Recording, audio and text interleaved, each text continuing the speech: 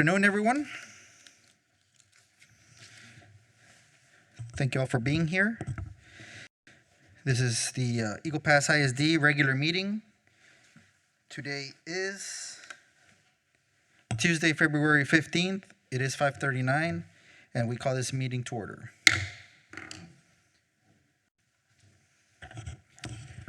First, if we can have a moment of silence, our condolences to Mr. Powell, for your wife. We're very sorry, and we can have a quick moment of silence in memory of Mr. Powell's wife.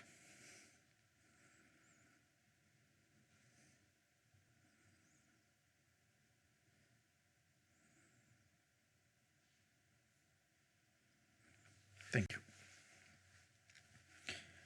We'll move to number 2, Pledge of Allegiance. Mr. Mijares.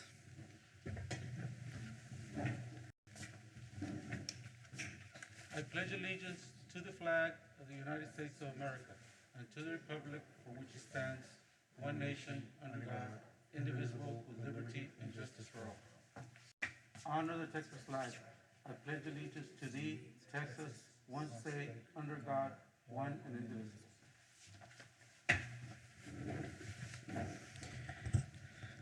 Now we will have roll call. Ms. Elda P. Martinez, Vice President, present. Dr. Hector Alvarez, Secretary, present. Ms. Glenna Purcell, Trustee, present. Ms. Lupita Fuentes, Trustee, present. Mr. Christopher Hitler, Trustee, is not here. He will not be attending. Mr. Victor E. Perry, Trustee, present. Mr. Samuel Mijares, Superintendent of Schools, present. And I think I just saw Streever, yes. Mr. Richard Streever, Attorney, present. And myself, Jorge Barrera, present. Hooday.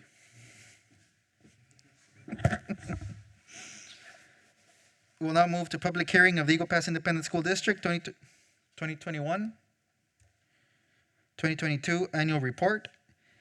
And it is 5:41, and we will be opening the hearing at this point. Nobody signed up. So if there's any other questions or comments, then we will be closing it at this time. It is 5:41, and the public hearing is closed. We will now move to citizens' communications and recognitions. Number 1, recognition of Liberty Elementary for being selected as the most clean and maintained campus for the month of January 2022. Good evening, Mr. President, distinguished members of the board, and of course, Superintendent Mijares. Thank you for allowing me to spend some time with you this evening. Our first and only recognition for today will be to recognize Liberty Elementary. Inspections have been conducted on a daily and weekly basis on how well EPISD school grounds have been maintained. There have been visitations to not only school campuses, but district buildings as well.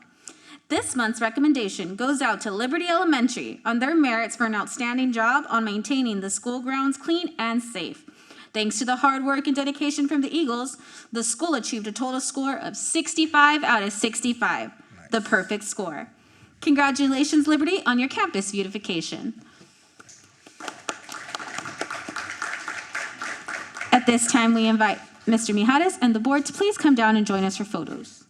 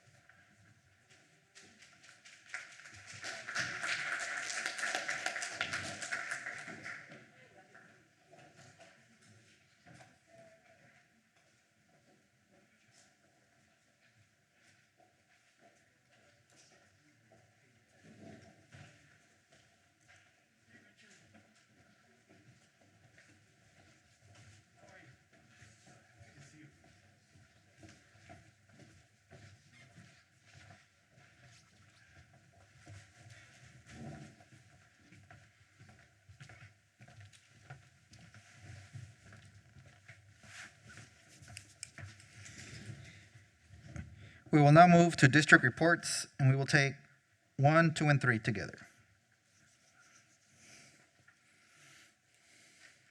Questions? Comments? ¿Cómo vamos?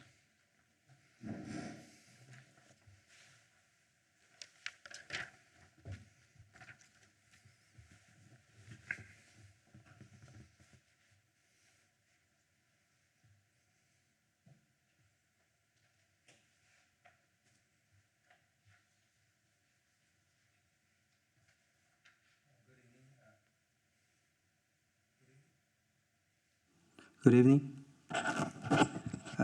Yes, please turn to page 40 of your agenda. This is the M&O fund, what we've been looking at, and what determines how we're gonna be doing financially. As you see there on page 40, the revenues, the first portion, we're at about 49% of the revenues have been collected. We're doing pretty good after 5 months of operation. Usually, you should be at about 42%, so we're ahead with the revenues there, which is a good thing. When you look at the appropriations or the expenditures, we're after 5 months of operation, we're at about 37%, as you see there. We've spent about $54.6 million. After 5 months, normally you should be at about 42%, so we're below a little bit more than 5%. So just by looking at that, we're looking that at the end of this fiscal year, our revenues will be exceeding our expenditures. So that means that we're gonna be probably generating more funds than we're gonna be expensing, and our fund balance is pretty much gonna stay stable, pretty much what it is, or maybe it might even increase. So our finances so far look really good. On the financial report, we are going to be making our debt payments on the 15th of this month for our debt. And if you want to look at our debt, that's the other tax rate that we levy. We levy a tax rate in the M&O in this fund, and we levy a tax rate for the debt service. That's on page 45. You see there, we generate about 4.4 million, and the debt's about 4.2, so we have a surplus of over 200,000. We've generated already, when you look at the revenue on top, and the state, that's what the state gives us, 1.7 million. We've already reached money, and the tax collections are pretty steady there, and the local are the tax collections. So we don't have an expenditure, but we will have an expenditure on the 15th, and then we do the next debt payment on August 15th. So all that looks good. When you look at the utility report, I know we've been looking at that and keeping track of the utilities throughout the district. It's kind of leveled off, the utilities. If you turn to page 51, after 3 months of expenditures, you're on page 51, that's September, October, and November. We spent about 22.6%, which is that almost $1 million. And we're looking at a savings not as big as we had last year, but we're looking at a savings a little bit over about 3% savings, which will be a little bit over 100,000. Still in the positive there with the utilities. I was meeting with Mr. Salinas Rolando, and we'll be looking at other things that we can do to maximize that. The tax report, that's on page 57. We continue to do really well with tax collections. Last year, as we know, we were at 99%. So far, after 5 months, we're almost at the middle of the fiscal year. But after 5 months, we have an increase of, we're at about 1.4% more than we were last year, which is about $500,000 more. So all the reports look good. We're going to continue to try to manage the finances as best as we can. We still have that issue with the enrollment and the attendance, which we are monitoring on a weekly basis, and we'll continue to monitor that. Are there any questions? No questions? Thank you. Thank you very much. Thank you. Number 4, presentation of the Eagle Pass Independent School District 2021-2022 Texas Academic Performance Report, Annual Report.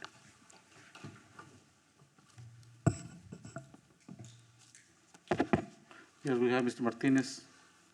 Good evening, everyone. Good evening, Mr. Mijares, Superintendent Mijares, President Barrera, and members of the board. So what we have here tonight is the presentation of the TAPR. So the annual report, which is that right there, and you also have a binder. And before I go into the actual presentation, just to clarify a couple of things. Your first tab, of course, is a PowerPoint presentation that I have on the screen, and the second tab is the official TAPR report, which will be posted in the website. That's the official document that is generated by TEA and sent to each school district. So that's just to clarify that that's how the process works. So what does the annual report contain? It does contain the district accreditation, which comes from governance and accountability. It also includes, of course, the TAPR. It includes some of the financial reports as well. Another requirement is the campus performance objectives. It also includes that. All of that is in the binder and in the PowerPoint as well. It does also report on the criminal incidents and discipline at the campuses. And the last report that it has, as such, is the higher education report, which is our students who are in their first year of college as well. So you're going to see that information as we progress through the presentation. So the first item that we have is from the business side of the coin. The district was rated with an A superior. That's the first item. The next one is from the TAPR, directly from the TAPR. There was no rating. We have a declared state of disaster situation across the state. But the TAPR does have also the special education determination status, which for this particular report, it's in the needs assistance. And the last item for accreditation, it's not assigned. If you look at the following page in the binder, I included to the administrator address correspondence where governance and accountability informs us that no accreditation statuses are being assigned this year. Once we get into accountability, again, there was no rating, declared state of disaster.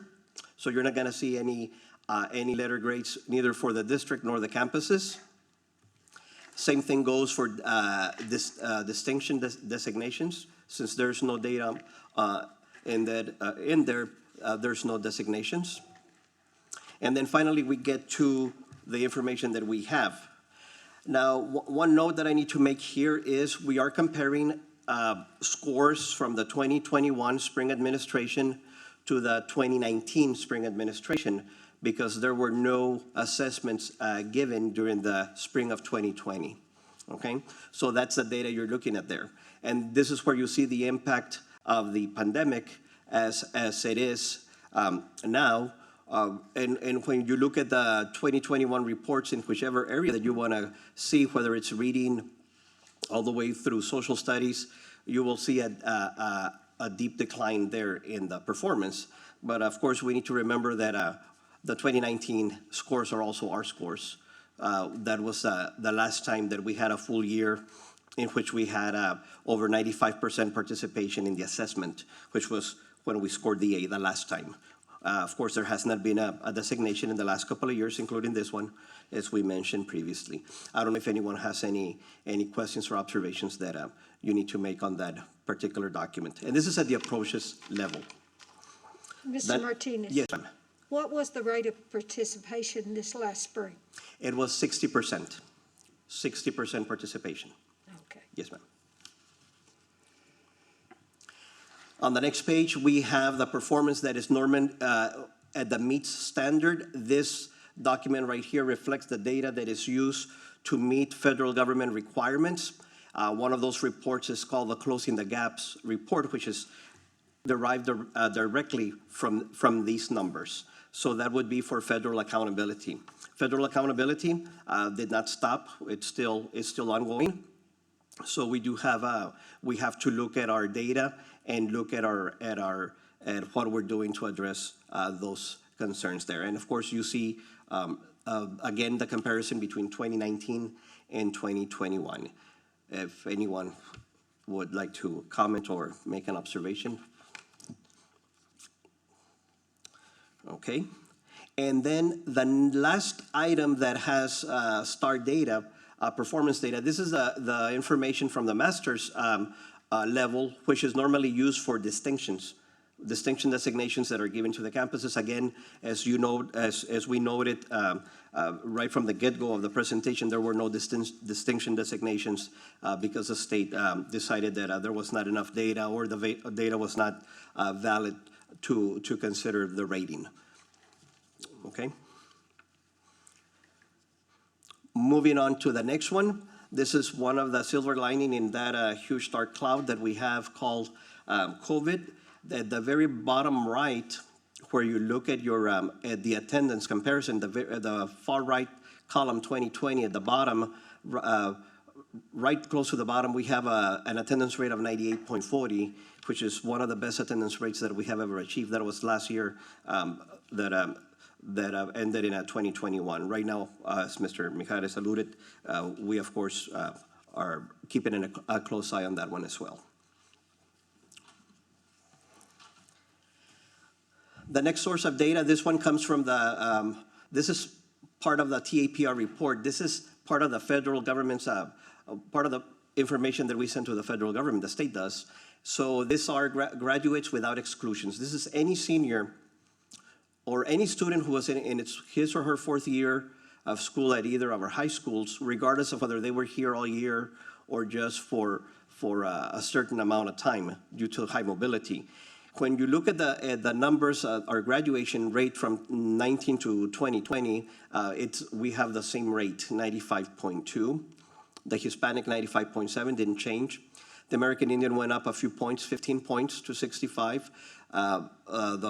The white designation is at 100. Eco-Dis 94.6, English learners 89.9, and special education 70.4, which is where we saw the biggest dip. So that is information that also derives from the TAPR. This is graduates. Next, we have the enrollment by programs. The Eco-Dis is 83.3. Non-Eco disadvantage is 16.7. Section 504, we have about 800 kids, about 7%. ELs, we have 39.8. This is the first time we get to that number. We've been usually at around 33, 35, if you look at the previous reports. This students with disciplinary placements, 1%. Students with dyslexia, 2.8. At risk, 62.9, almost 63. We also have the bilingual ESL program, 38.5. Gifted and talented, 6.1, and special education, 10.8. So that's participation by those categories and programs. The TAPR also includes financial data separately from what is reported by the state. And I will not delve into the actual numbers, but they're there. You can see the numbers reported, including revenues, other revenues, recapture, and so forth. All of that is part of the TAPR system as well. And it continues on the next page with operating expenditures, non-operating expenditures, and into the next page, it continues with similar information. We'll skip a couple of pages and go into the campus objectives, the performance objectives. Now, this information right here is required. We are required to present it to the board. This information is gathered by the campuses using their own TAPR document. Just like we have our own TAPR document, the campuses themselves have their own TAPR, and they have to meet with different departments within their building, whether it is at the elementary level by grade level, whether it is secondary by core areas such as language arts, mathematics, and so forth. And they, based on the data that they have, they make the projection for this current 2022, the spring of 2022. Usually the first column that you see there it would have a letter, an A, B, or a C, or what have you. But of course, this year we don't have any. Any questions or observations that anybody wants to make on that end? Followed by the disciplinary summary cumulative report, as I had alluded to at the beginning, we have to provide that information. We have it there for the year 18, 19, 19, 20, 20, 21. We keep a track for a 3-year period, and you have the 2020, 2021 there on the right-hand column, of course, mainly of the secondary campuses, and then we have an aggregate for the elementary campuses, and then, of course, a total for the district.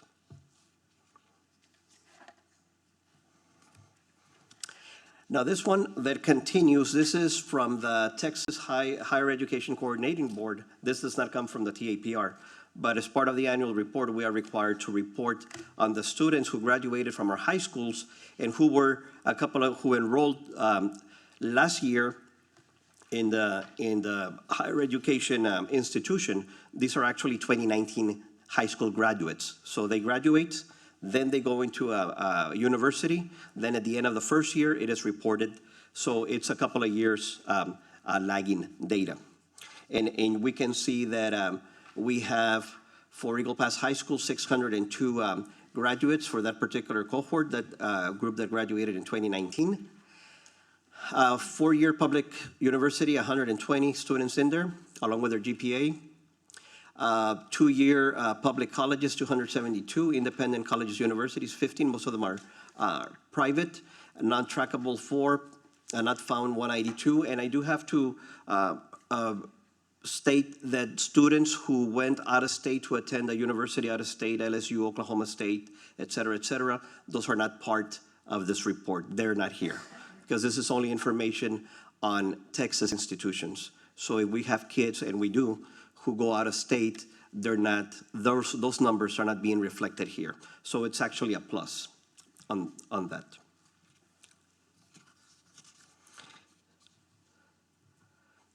And I believe that concludes the annual report.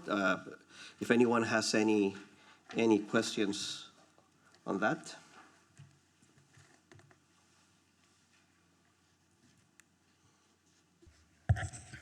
Any questions? Nope. Thank you. Thank you, sir.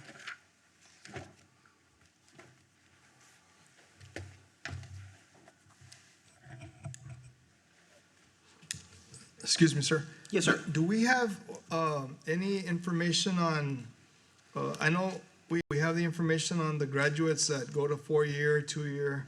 Do we have any information as far as local, how many come back with a degree after 4 years or so? At this point, we do not have that data. The only data that they generate is usually on the first year attendance or enrollment in higher ed. We do not have at least a readily available report that we could see Right. where they would be. As far as, yeah, like what percentage of them, come Yes. back with a? Who would finish a 4-year degree at X given institution and then comes back to the community? I wonder if there's a way we can get it. I mean, like maybe. I'm sure we can find the total graduates. That can be done from ours.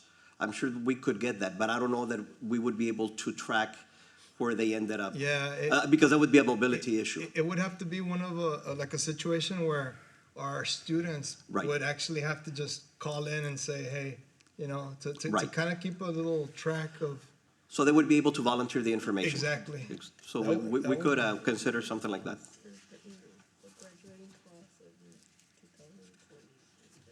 And the email. And they respond on a yearly basis. Ms. Martinez has a good idea too of like having them with their class email, Right. and then like when like report every year. Right. I'm current, a 2nd-year college student, 3rd year, and then graduate. I mean, it would be something to Yes, try to find definitely out. something to consider. Sure. Any other questions?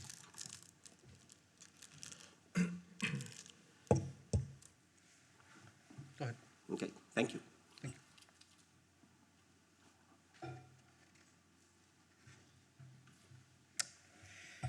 Next, presentation of House Bill 3, 2020-2024 School Board Adopted Plan and Goals Report. Yes, we have Mr. Martinez again. I'm not done yet, okay?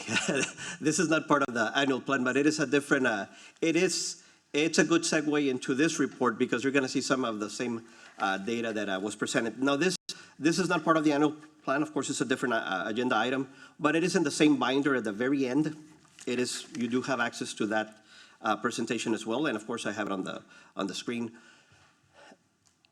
The 86 legislature, HB 3, House Bill 3, requires that districts who receive early childhood allotment funds provide a couple of things at the district level. One of them is to provide a full-day pre-K program. And another requirement is that the school district adopt an early childhood and CCMR board adopted plan and goals, which is what we have here. And this was adopted by this school district school board back in May 14 of 2020. But we're also required to give a periodic update, as in a progress monitoring report, as to how we are progressing in those areas. So this is required by HB 3, which is still in place. And it does use some of the same accountability data that we were able to see a few moments ago. So I'll go ahead and skip a couple of pages, a few pages to, I believe it's page 6. And 5, excuse me. Page 6, yeah, it's page 6. And the background information on this requirement is that the state of Texas believes that by 2030, that's why you have the 30 there, 60% of the graduating students across the state will be ready for either post-secondary education or a career. That's basically what it has. That's the synopsis of that paragraph. Now, of course, they're gonna focus on the college readiness for the high school students, but before we get there, well, we need to start earlier. So on the following page, on page 7, it tells us the first bullet that 60% of all students meeting the state's MEET standard at 3rd grade in reading and math. So the first target is to get the kids, the little ones in 3rd grade, up to par in reading and mathematics in 3rd grade, because we cannot wait until they're in high school to ensure that we're successful. We have to start before. So that's part of the requirement.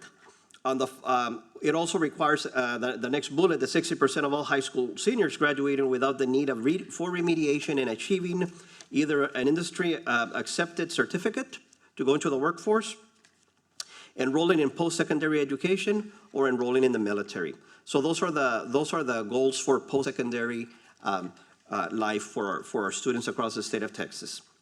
On page 8, we delineated the plan, the literacy plan for our kids in the elementary campuses. And one of the things that we consider when we look at data, as we're seeing today, we're looking, okay, are we looking data from the lens of how they grew from year to year? Well, this year we cannot do that because we have a gap. But when you do have data and you don't have the cohort to follow it, then you look at your curriculum and look at where are the areas that our students are in need. So that's part of this plan right here. And all of that is spelled out on page 8 and into page 9. And on page 9, HB 3 goes a little bit further. It does require all school districts to train its teachers in grade levels K through 3rd in what are known the Texas Reading Academies. So all teachers in those grade levels must be trained so that as a condition for their employment in those grade levels, along with their principals. And just to give you an update from last time I presented, this year we're taking care of 2nd grade, and next year we'll finish with 3rd grade. So to meet 100% requirements on that staff development process that is in place for HB 3. And all of this with the hopes on page 10 that we have good results in our assessments and preparation for our kids in 3rd grade. And of course, we see the shaded area there in green. That would be the 21 numbers. Now, this is at the MEET standard, which is a much higher level or threshold than the approaches. And those are the numbers. Of course, 2020, we did not have any information. We have no data. Any questions on that?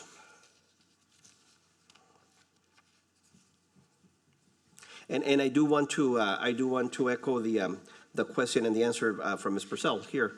We did have 60% participation. We didn't have all the kids participating in the evaluation program. On page 11, part of the progress monitoring that is done in the elementary grade levels, not just third grade, for reading would be what we call formative assessments. These are assessments that are given at given times throughout the school year, such as the I-Station assessment, the TPRI, STAR interim assessments that we have given this year as well, and of course the summative assessment, which is the last one, that's STAR. That's the end product in relation to assessments. And from there we progress to page 12, which is the mathematics plan and goals. Same thing. We have those numbers in green there. Again, no data for 2020. And we also do the progress monitoring there on page 13. These are the tools that we have in place. They're a little bit different. We use Imagine Math for mathematics as a formative assessment. We do use common assessments at that grade level. We also use STAR interim assessments, which have been given and are reported by the curriculum directors to the principals. And of course, at the end of the year, we have STAR. Any questions on the third grade level categories? And last, but definitely not least, is page 14, post-secondary. This one was not hit as much, simply because these kids already know how to read and do math for the most part. So the results are gonna be more positive on this end, because kids in 10th grade, 11th grade, well, they already know how to read. So for the most part, that's not gonna be an issue. We just had to be, but we still need to be looking at the data. And again, here is to have at least 60% of our kids by 2030 prepared to meet the CCMR requirements. And if you can look at page 15, on page 15, let's see here, we see that, of course, we have no data for 2020, but our target for 2024 is 56, because we have until 2030 to get the 60. But you can see that in 21, we were still at a 47 and 47 for the all students, Hispanic, and most of them are in that area. We do have a couple of issues there with the EL, which is our English learners, and the non-continuously enrolled. Those are the kids who have high mobility, people who move quite a bit, either around the state or around the country. And the last item I have there, this is one of the tools that is used at the high school to track the CCMR component for post-secondary readiness, so that they can track the progress of the kids as they're about to finish their studies at their own particular high school. I don't know if anyone has any questions.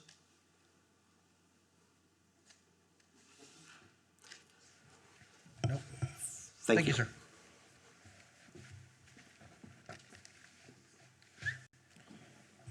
We will now move to action items. Consider and take appropriate action on the request to award sealed proposal number 221401 for outdoor dining and drop-off area at CC Wynn High School, and the board delegates the superintendent or designee the authority to make related budgeted purchases of goods or services as per board policy CH. Yes, we have Mr. Powell here to do the presentation. Thank you, Mr. Mahadas. Ladies and gentlemen of the board, it's a pleasure to be here this evening to bring you the results of our CC Wynn High School outdoor dining and drop-off area bid. On January 20th, we had two proposals, one from Mr. Hiller, who has done a lot of work for the district, the second from RNC Landscaping, who's currently working in Eagle Pass for the United Medical Centers and doing a good job for them as well. Mr. Hiller was by far the more competitive proposal at $960,365 and 190 days to complete. Really only the issue here is that we were $260,365 over our estimated $700,000 budget for the project. I think there's probably three reasons that we had a bit of a bust on our estimate. The first is that the area, CC Wynn has a fire sprinkler system, and the patio area has to include that fire sprinkler system. We didn't take that into consideration. We also kind of embellished the structure, so in case the district wants to use that area as indoor space in the future, the structure is capable of dealing with loads for air conditioning and those types of things. So you get a little bit more flexibility in the area as well. And lastly, it's just that when we ran the budget numbers, it was back in July of last year, and we have seen a lot of cost increases just in that 6-month time. So I think those were the three main factors in the issue with the budget. I do think the number is reasonable as it's being presented this evening. Recommend accepting the proposal as is. Other options include redesigning the structure to accommodate the budget and bring it back down into the budget, or also just reject all the bids and don't accept any of them. So,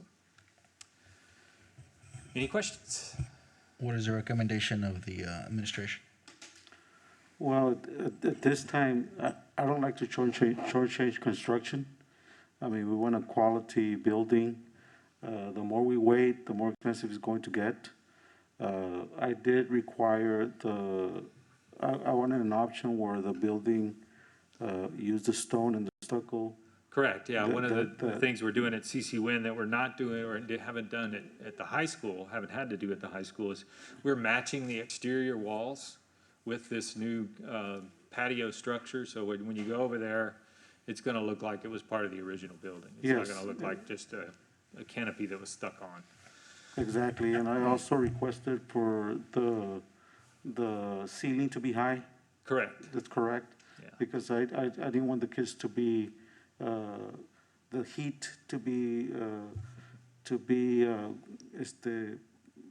hitting the students during the lunch hour, so the high ceilings will help it.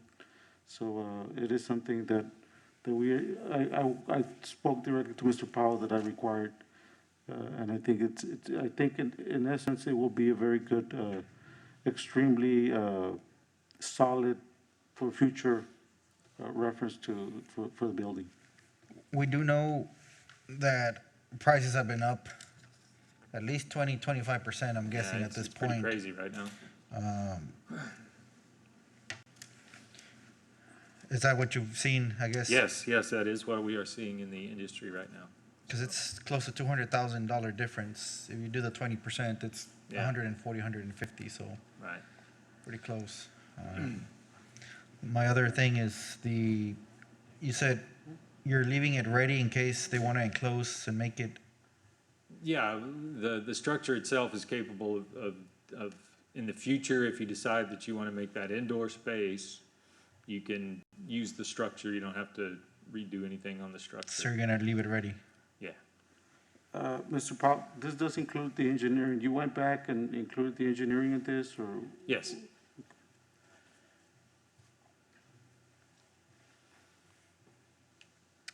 Okay. So the administration is. Yes, our recommendation is to go with the lowest bid, which is Mr. Hiller and Sons. That's our recommendation to the board. And all that it was already planned. There's no addendums or anything like that with the 3 things you said, or the 2 things you said. Correct. Okay. It is still 300-something thousand below the highest bid, Oh, yeah, Mr. Hiller was is way, significantly way- lower, yeah. Okay. There is a motion. I so move. Sorry. And I second. We have a motion and a second. Comments? Questions? If not, all in favor? Motion passes. Thank you. Thank you. We will now move to consent items. We will take 1 and 2. Consider and take appropriate action, the request to approve the minutes of the November 9th, 2021, December 8th, 2021, December 14th, 2021, and the January 11th, 2022 meetings. And then consider and take appropriate action on the request to amend the general fund budget. Do we have a motion? We have a motion. Mr. Perry, do we have Trustee Perry. We have a second by Dr. Alvarez. All in favor? All opposed? Motion passes.